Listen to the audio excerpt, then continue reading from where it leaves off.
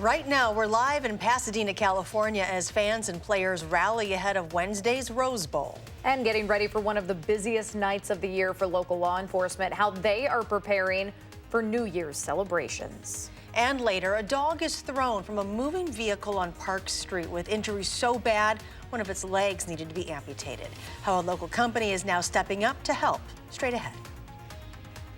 From the Channel3000.com Alert Center, this is News 3 Now at 10. Thank you for joining us tonight. It would appear that winter has arrived. It certainly has. After a warmer than normal month of December and a rainy weekend, the snow is back in southern Wisconsin. The snow started falling here in Madison right around the afternoon rush. Let's take a live look right now at the Beltline at Todd Drive. Dane County Dispatch says it has been a very busy night, at least for the last couple of hours, with crashes and slide-offs.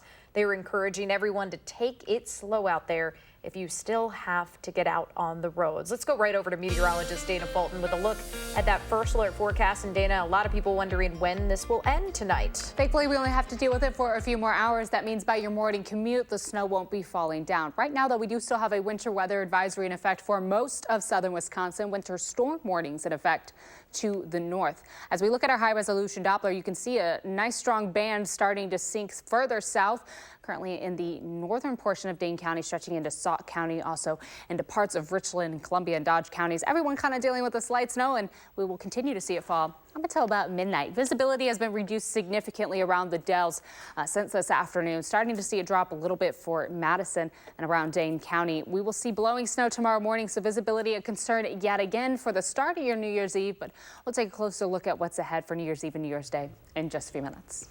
As this winter weather settles in, be sure to stay up to date with our Channel 3000 First Alert Weather and Traffic app with free local forecast, planners, and live traffic information. It's available now in your app store of choice. One place it is not snowing tonight, Southern California. The Badgers are less than 48 hours away from kicking things off in the Rose Bowl against the Oregon Ducks. The players are making final preparations. The Badger fans, well, they're doing their thing as well. We have live team coverage in Pasadena. News 3 Now's Eric Franke and Melissa Kim, both there tonight. Let's start with Eric, where he was in LA. It was a pep rally day, and boy, was it loud there earlier, Eric. Danica and Charlotte, you know, I know you guys have that terrible weather going on back in Madison. Here in LA, it's a gorgeous night, and these people back here, we're going to get a little taste of Wisconsin. These are a lot of them Badger fans. They are lined up to go ice skating in the middle of Los Angeles on like a 60-degree night. So, you know, we got a little bit of ice here too, I got to admit. But anyway, since the Badgers started going to these Rose Bowls with regularity about 25 years ago, 7 times now, they've had these pep rallies, and they're really one of the highlights of the week for all the fans that are out here. And they've had them at all these different venues. The Badger fans have taken over Century City, they've taken over Santa Monica Pier, and now they're taking over LA Live. That's the kind of the downtown entertainment district that's popped up in LA in the last few years. And no matter where it is, every single time, and it was right here on the street a few hours ago, the Badger fans bring the energy, and they never disappoint, and this year was no exception. It's one of the biggest draws of Rose Bowl week. The fanfare, the pageantry, the sea of red.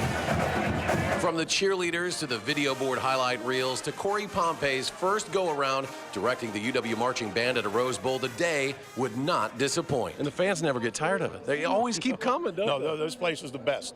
This place is the best. There's plenty for them to do, and then that experience out there on the first will be special for all of them. For Barry Alvarez, he got a 73rd birthday serenade as he marks 30 years at the UW. I've been in 9 of them. And I would too. Yeah, 9 Rose Bowls.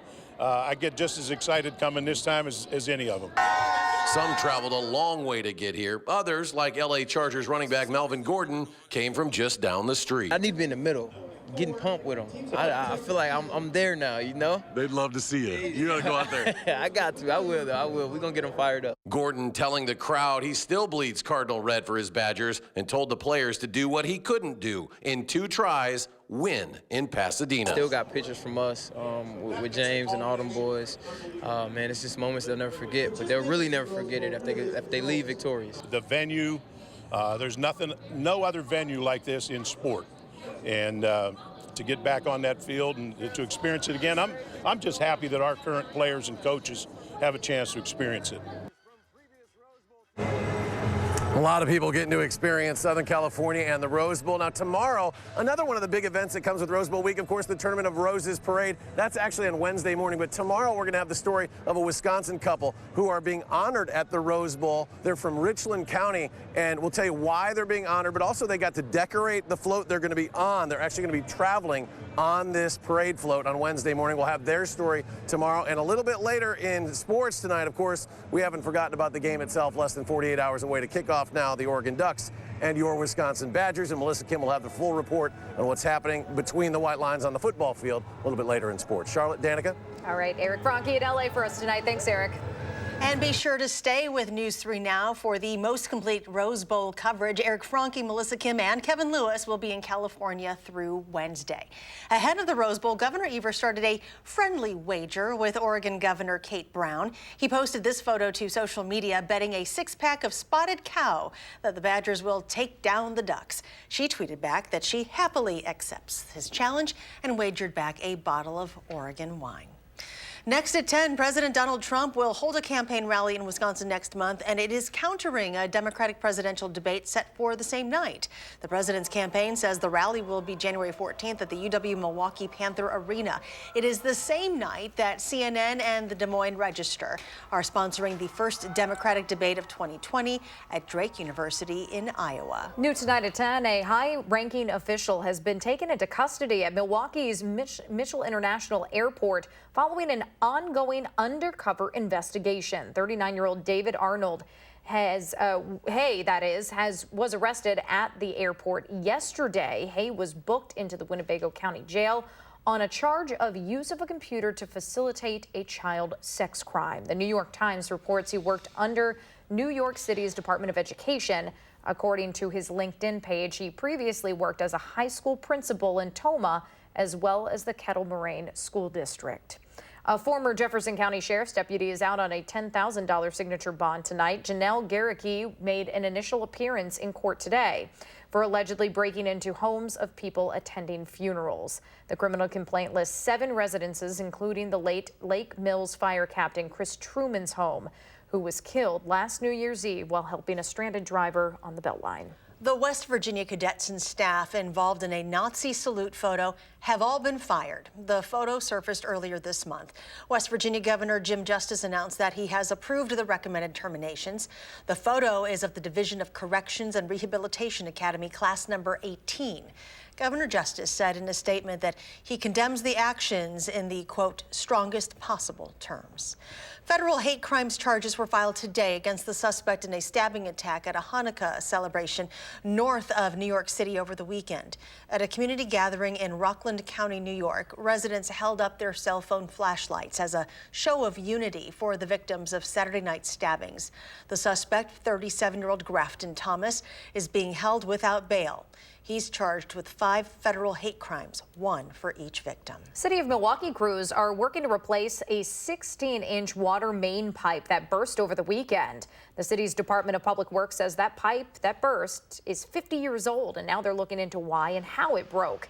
This happened along Holly Road on Saturday, flooding several homes with up to 6 inches of water in their basements. The snow won't be impacting your New Year's Eve plans, but getting a safe ride is likely on your mind for other reasons. From options like sober rides to designated drivers, authorities stress each year how important it is to avoid drinking and driving.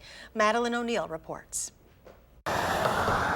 New Year's Eve is notoriously known as the deadliest holiday. In Detective Rob Hale's 20 years with the town of Madison Police Department, he's worked a New Year's Eve or two. We want to make sure everybody has a safe and a happy New Year. And holiday or not, he's seen alcohol's impacts. It is very serious. Drinking and driving has repercussions that impact the community. Hale still feels the memory of one pedestrian who had been drinking before walking across part of the 2-mile stretch of Beltline covered by the town. And they got hit by a car, left the pedestrian paralyzed. from the neck down.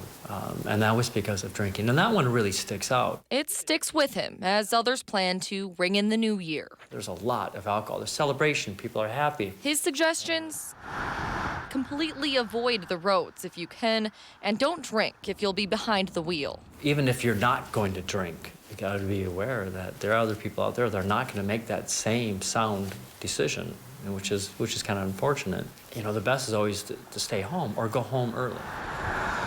If you do plan to go out drinking, Hale says plan on a designated driver. Now easier than ever to secure. Uber, Lyft, taxi services. The suggestions are tried and true, but Hale says that's for a reason. Anytime you get home safe, you know it works. The Dane County Sheriff's Office is also asking you to plan ahead for New Year's, saying in a release that law enforcement will be keeping a close eye on drivers and, quote, for many years, drinking and driving was an acceptable habit in Wisconsin, but tougher laws and increased enforcement are making some drivers change their habits. Now, the most recent statistics in Wisconsin match those nationally, suggesting drunk driving crashes have been trending downward for decades, but they still claim the lives of more than 10,000 people a year. So clearly still an issue we want to be on top of. All right, Maddie, thank you.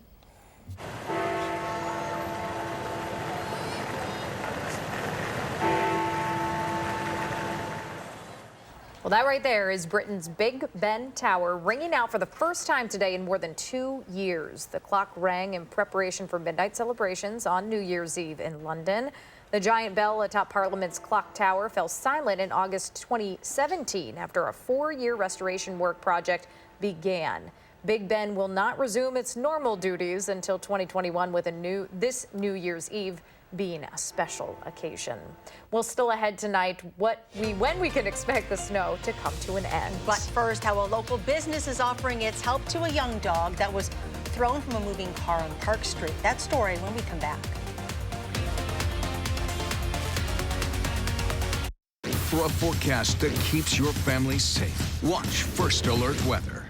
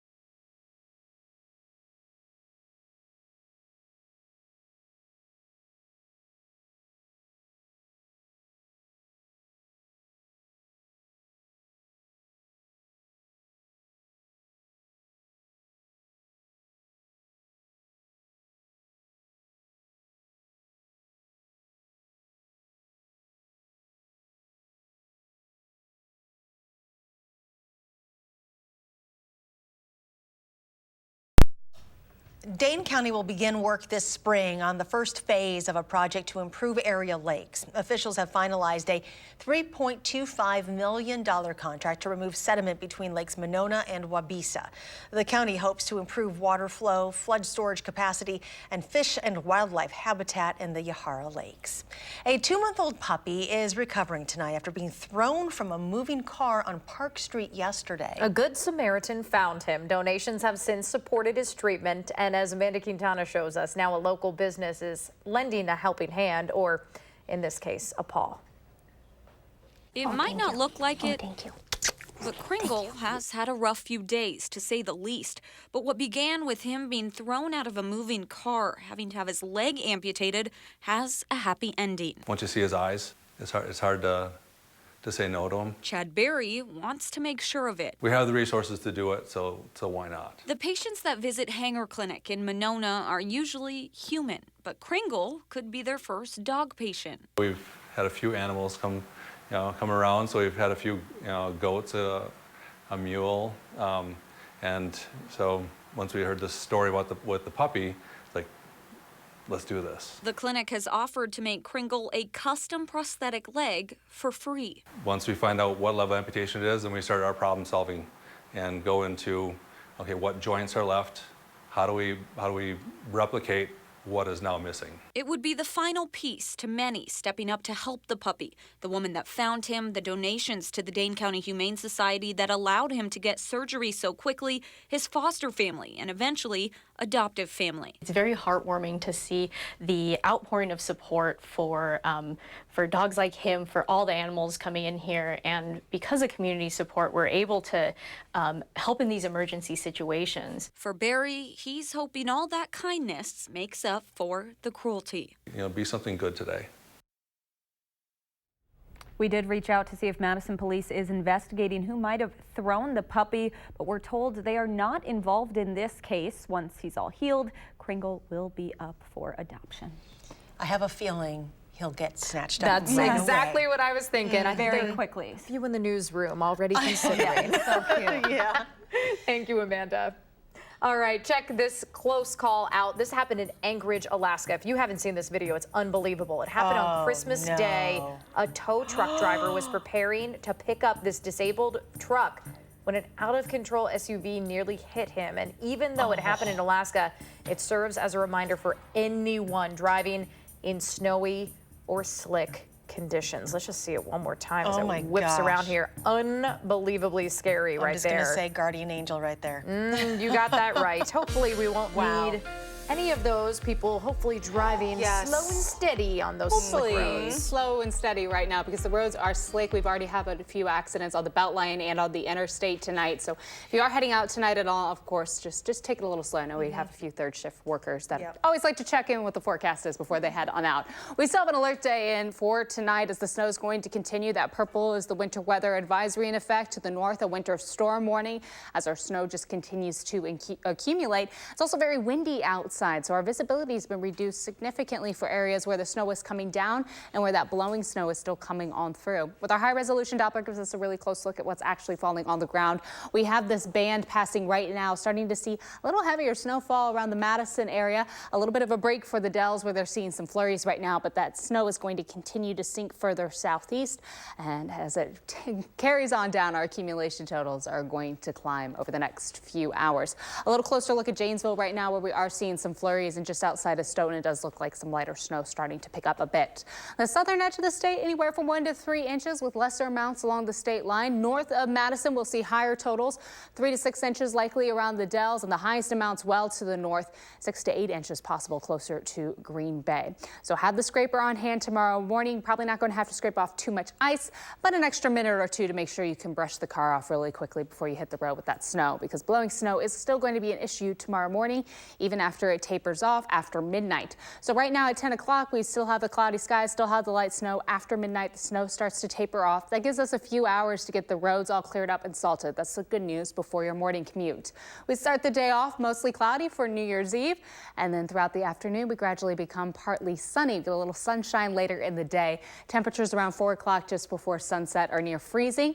And then for your New Year's Eve at midnight, will be close to 20 degrees. So not bitterly cold outside, but still a little cold. Starting off 2020 for New Year's Day, we're expecting a variably cloudy sky, so a little more cloud coverage than sunshine. But temperature-wise, it'll be a little warmer than average, closer to 40 again for Wednesday. This is a look at 4 o'clock.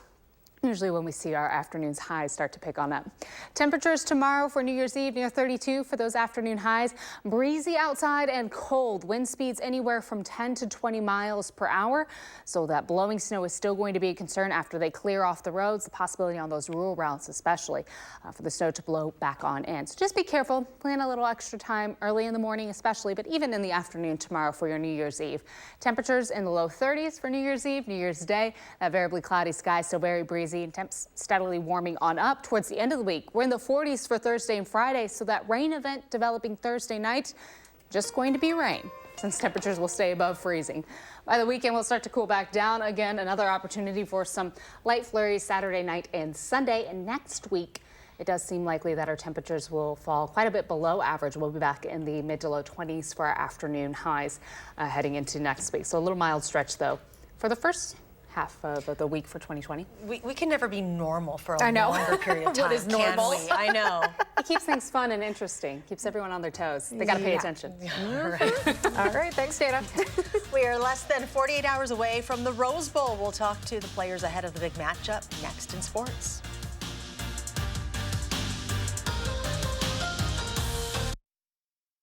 News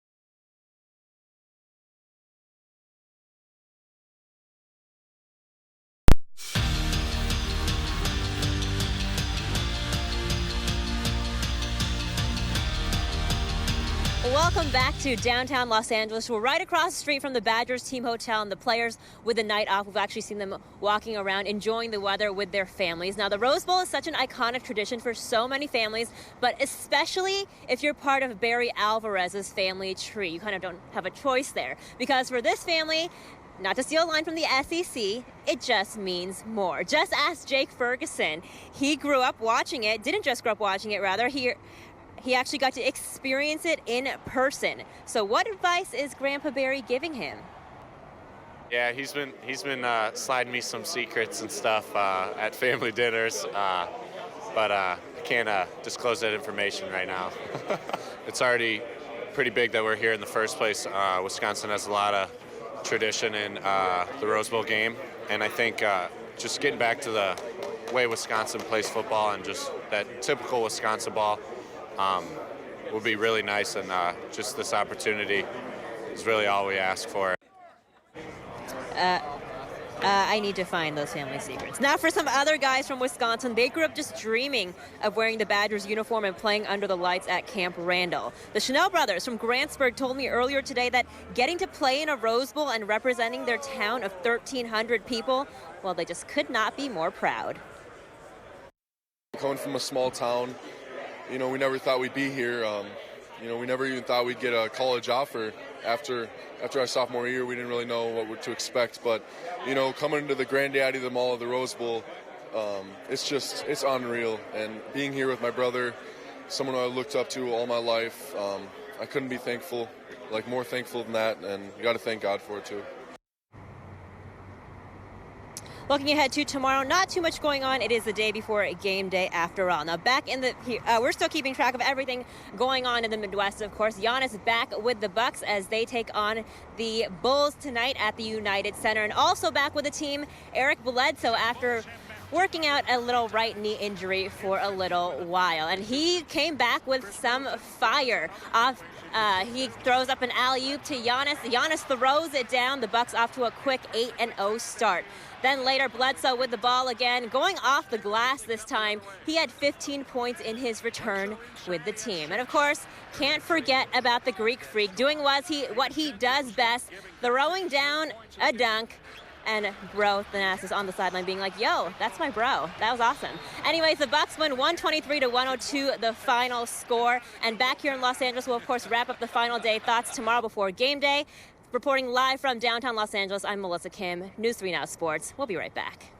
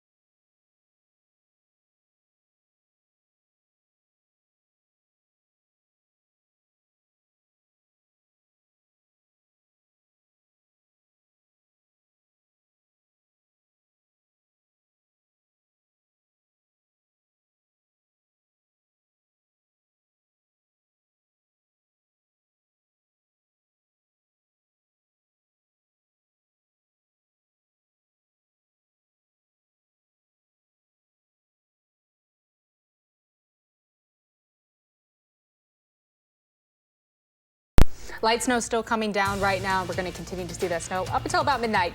Cold for New Year's Eve. All right, thank you. And thanks for joining us. Do something good, and we'll see you back here tomorrow.